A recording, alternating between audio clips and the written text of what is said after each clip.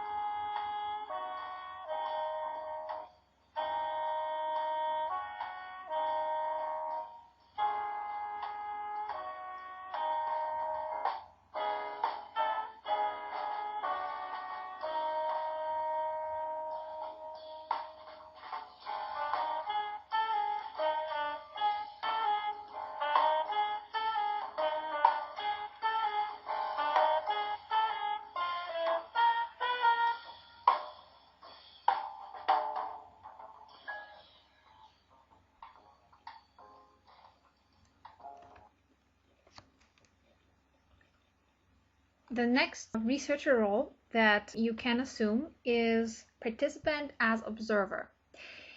In this role, you are still actively involved in the events that natives are participating in. So you are just like one of the natives, with one difference.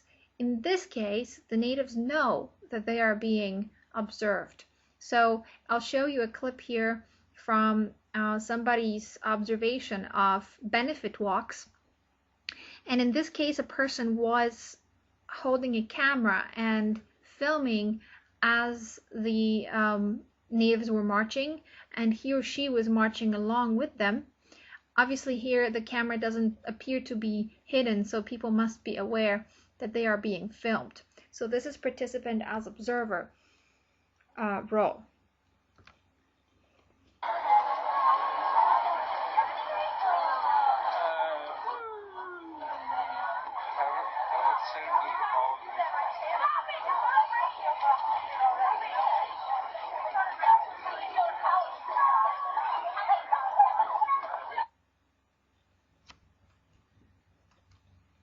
Next, we have observer as participant. In this role, the researcher is no longer that actively involved. They are usually sort of to the side of the events, and the participants know that they are being observed again. So you might be standing on the side of the street with your camera, filming people participating in a benefit walk, as in this example.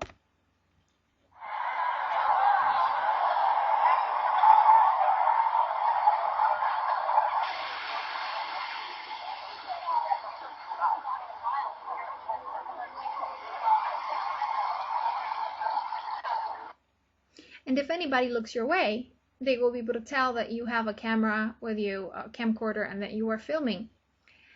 So in this case, we disclose to participants that we are watching them, but we are not really actively doing anything that they are doing.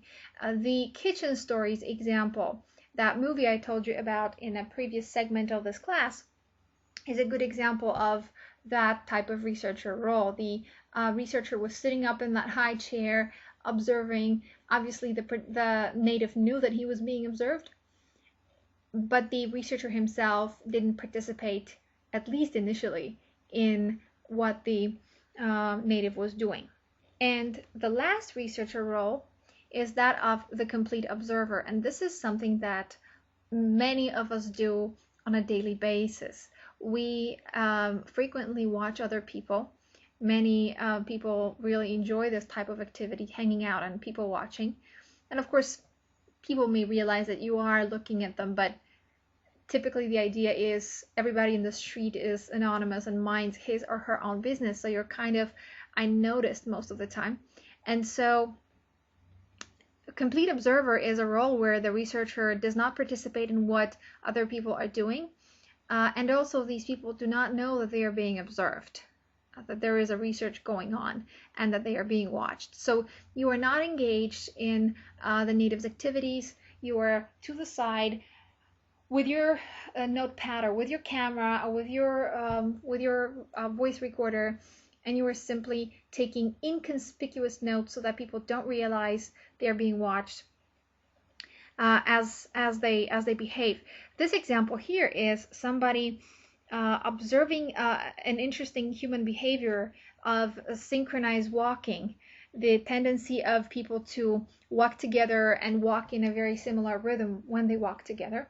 So you will notice here that people don't appear to be aware of the camera. The camera seems to be positioned probably somewhere on a bench, maybe covered up a little bit so that people can't see that they are being filmed.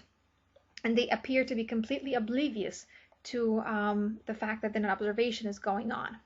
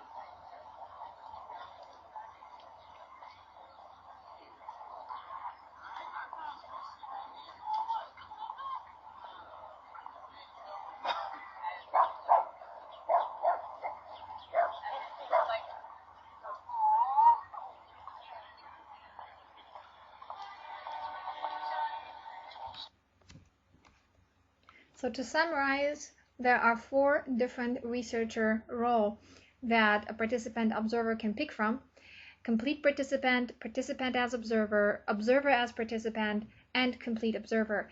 And your choice of which role you want to assume is typically driven by the specific research question that you have, the requirements that the gatekeepers may have of you. So for example, in some places, even if you want to make your observations inconspicuous and sort of hidden from your natives, the gatekeeper, the person that admitted you to the side, may say, no, we don't allow this. People have to be aware that they're being watched.